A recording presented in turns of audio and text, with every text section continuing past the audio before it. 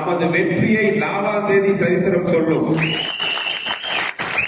இப்பனை தோன்றி எப்பனை வெல்லும் அப்படிதான் இப்ப நம்ம பாடணும். ஏன்னா இந்த வெற்றியை உறுதிப்படுத்துவதற்கு தேர்தல் கமிஷனே டேட் அனௌன்ஸ் பண்ணிருக்காங்க. தேர்தல் நடக்கிற நாள் 23 ரெட்டை இலையை குறிக்கும்.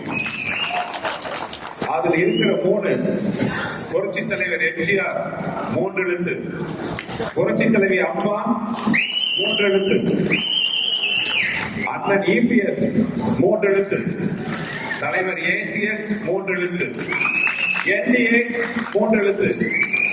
இதுக்கு சீக்கிரமா வரப்போற வெற்றி 3 எழுத்து. சென்னையிலிருந்து நான் கிளம்பும் போது என்கிட்ட கேட்டாங்க, கடந்த 2 டேர்மா நம்ம எதிர்கட்சி வேட்பாளர் தான் வந்து எம்எல்ஏவா இருக்காரு, அதுவும் இல்லாம இந்த டேர்ம்ல வந்து மினிஸ்டரா இருக்காரு, ரொம்ப பெரிய குடும்பத்தை சேர்ந்தவர், அரசியல் செல்வாக்கு முக்கியவர், அந்த கட்சியோட தலைமை குடும்பத்துக்கு மிகுந்த நெருக்கமானவர், இவரெல்லாம் ஜெயிக்க முடியுமா அப்படின்னு கேட்டாங்க. நான் பதில் சொல்றேன்னு சொன்னேன். இப்ப உங்களால பார்க்கும் போது எனக்கு ஒரு மிகப்பெரிய தைரியம் வந்திருக்கு. அந்த கேள்விக்கான பதிலுக்கு இப்பதான் தெரியுது. ஜெயிக்கவே முடியாதுங்கிறதுக்கு அவர் என்ன புரட்சி தலைவர் எம்ஜிஆரா, பிடிஆர் தானே? நம்ம கையை உள்ள சேர்த்து பேசணும். ஏன்னா திமுக ஒன்னும் பெரிய அசைக்க முடியாத விஷயமே இல்லை. அவங்க பலமே தங்களை பலமா இருக்கிற மாதிரி காட்டிக்கிறது தான். அப்படி அவங்க அவ்வளவு பலமா இருந்தா எதுக்கு 24 கட்சி கூட்டணி தேவை? ஒண்ணு சொல்றேன், கூட்டமா இருக்கிறதெல்லாம் கூட்டணி கிடையாது, கூடி இருக்கிறது தான் கூட்டணி. நம்ம கூட்டணி மாதிரி இது அன்பால சேர்ந்த கூட்டணி, பண்பால சேர்ந்த கூட்டணி, கொள்கையால சேர்ந்த கூட்டணி. அந்த கூட்டணி மாதிரியா அவங்களுக்கே தெரியும்.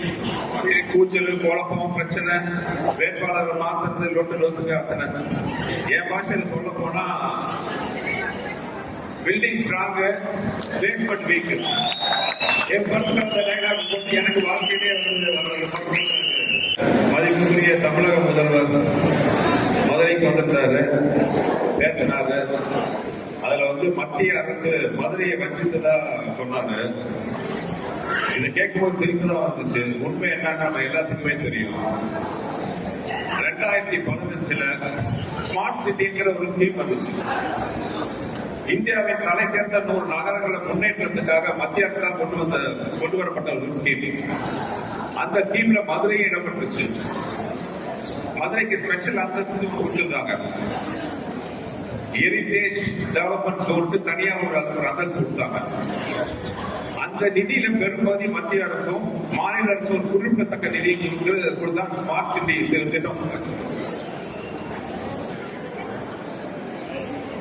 ஸ்மார்ட் சிட்டி திட்டம் உருவாச்சு.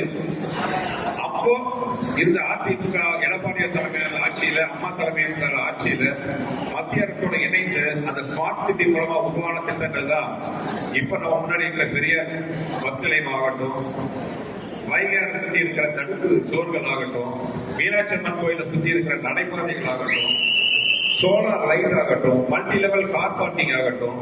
இப்ப இவங்க தாங்க திறந்து வச்சுதான் ஒரு பேரை போட்டு திறந்து வைக்கிறாங்க பாலங்கள். அந்த திட்டம் அப்ப போடப்பட்டதுதான். இந்த மாதிரி மதுரைக்கு எத்தனையோ திட்டம் வந்துச்சு. வர வேண்டியிருக்க போதுதான் எதிர்பாராத திமுக ஆட்சி வந்துச்சு. இந்த 5 வருஷமா ஒரு புள்ள கூட நோக்கல. தேவையில்லாம அரசியல் ஆதாயத்துக்காக மத்திய அரசு கூட சண்டை போட்டு வரக்கூடிய நிதி எல்லாம் கெடுத்து இப்போ ஒரு தங்க நகரமா, கோபுர நகரமா விளங்குற மதுரையை வந்து ஒரு குப்ப நகரமா மாத்திட்டு இருக்காங்க. இதுதான் வந்து இவங்க ஆட்சி செய்யற லட்சணம். இப்ப சொல்லுங்க, மதுரையை வஞ்சித்தது மத்திய அரசா இல்லை ஆண்டு இருக்கிற மாநில அரசா? எல்லா இடத்துலயும் ஊழல், லஞ்சம். மதுரையை சுத்தி பார்க்கும்போது ரொம்ப ரத்த கண்ணீர் வருது. எங்க பார்த்தாலும் ரோடு கொண்டு குளிமா இருக்கு, அதுல சாக்கடை ஓடுது, ஒதுக்க கழிப்புடன் கிடையாது. மதுரையில வைகை ஆத்த, தெய்வ நல்ல வைகை ஆத்த ஒரு சாக்கடை நதியா மாத்திட்டு இருக்காங்க. கார்பரேஷன் ஊழல் பாத்தீங்கன்னா 200 கோடிங்கிறாங்க. ஆனா ஒரு விஷயம் மட்டும் நான் ஒத்துக்க மாட்டேன், திமுக 200 கோடிக்கு ஊழல் பண்ணாங்கிறத நான் ஒத்துக்கவே முடியல.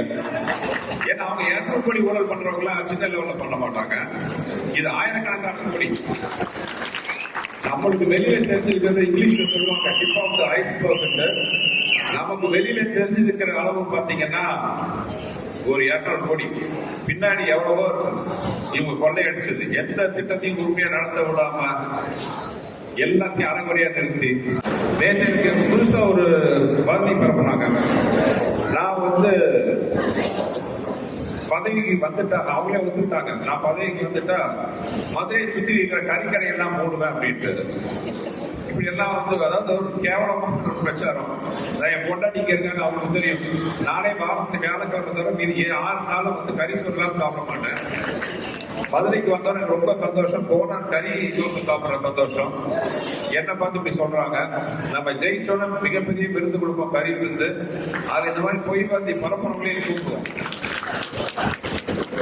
இந்த களத்துல போராடுங்க, வெற்றி கனி பறிச்சு கொடுங்க. உங்க நம்பிக்கையை நீங்க காட்டுங்க, என் விசுவாசத்தை நான் காட்டுறேன். அந்த 15 நாள் தோளோடு தோல் என்று உழைத்து வெற்றிக்கனியை பறித்து மதிப்புக்குரிய நமது அண்ணன் எடப்பாடி அவர்களை முதலமைச்சர் நாற்காலி உட்கார வைக்கிறதுக்கு மதுரை மத்திய தொகுதி முக்கிய காரணமாக இருக்க வேண்டும் என்று பேச்சு கேட்டுக்கொண்டு தொண்டர்கள், நிர்வாகிகள் அனைவருக்கும் எனது மனமார்ந்த நன்றி கூறிக்கொண்டு வெற்றிக்கு உங்கள் ஒத்துழைப்பை கேட்டு விடைபெறுகிறேன். நன்றி.